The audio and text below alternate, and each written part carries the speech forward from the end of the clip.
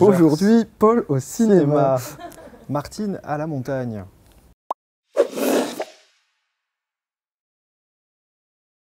Bien. Le moment est venu de passer à l'exercice suivant.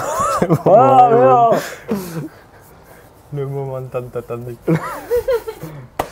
J'ai des fourmis dans la jambe. Et genre c'est méga pas goût, c'est pas cool. Tu veux te lever? Non, je peux pas, je vais tomber.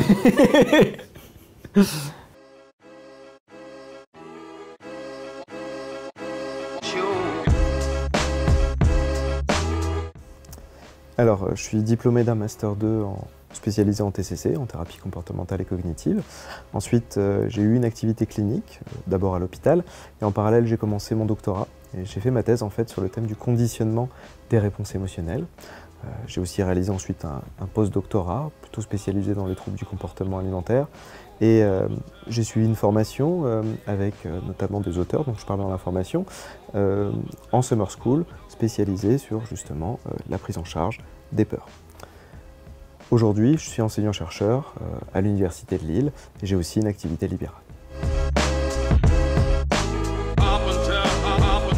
Je ne saurais pas dire précisément ce qui me plaît là-dedans. Ce que j'aime dans la psychologie comportementale, c'est le caractère concret, le caractère pragmatique. On a beau faire de la psychologie, on comprend ce qui déclenche les réactions, on voit exactement comment elles se manifestent et on sait exactement comment agir, mais vraiment de manière concrète pour modifier ces réactions qui font souffrir la personne.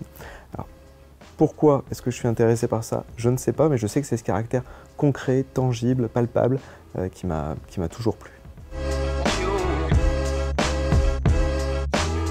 Quand j'ai découvert la psychologie, je suis arrivé sans trop savoir ce que c'était en réalité, mais j'ai découvert ce côté scientifique, ce côté expérimental, ce côté carré. Et moi qui avais une formation scientifique, ça m'a vraiment beaucoup plu. Donc j'ai vraiment apprécié mes études, à tel point que j'ai eu envie de continuer. Et au-delà d'acquérir des connaissances de manière passive, comme on l'a en tant qu'étudiant, j'avais vraiment envie d'aller répondre à des questions que je me posais. Et donc j'ai continué comme ça en doctorat, par attrait pour la recherche. Et pendant le doctorat, j'ai eu l'opportunité aussi de donner des enseignements. Et là, j'ai découvert que j'avais une vraie appétence pour ça. C'était vraiment un plaisir d'avoir des gens en face de moi et de leur raconter un petit peu les mécanismes, essayer de les amener à avoir la même compréhension que ce que moi j'avais pu développer. Et donc, finalement, une fois que j'ai fini mon doctorat, ça paraissait assez naturel. J'aimais la recherche, j'aimais l'enseignement, je pouvais tout de même avoir une activité clinique. Et donc, j'ai tenté d'essayer d'atteindre ce but.